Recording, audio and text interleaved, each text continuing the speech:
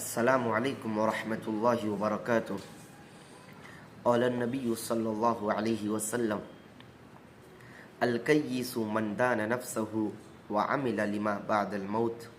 والعاجز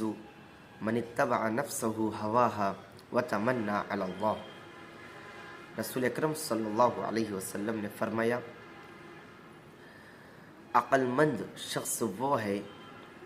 جو اپنے نفس کو تابع کر لیا اور موت کے بعد کی زندگی کے لیے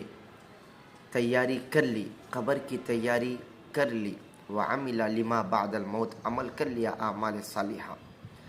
اور نادان ہے وہ شخص جو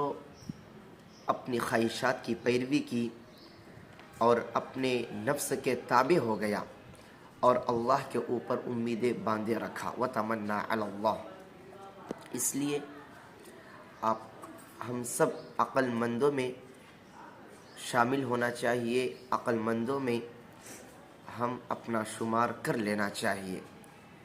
کہ اپنے نفس کو اپنے تابع کریں، خواہشات کے تابع نہ ہو، اور موت کے بعد کی جو لامحدود زندگی ہے اس کے لیے اعمال صالحہ، اس کی تیاری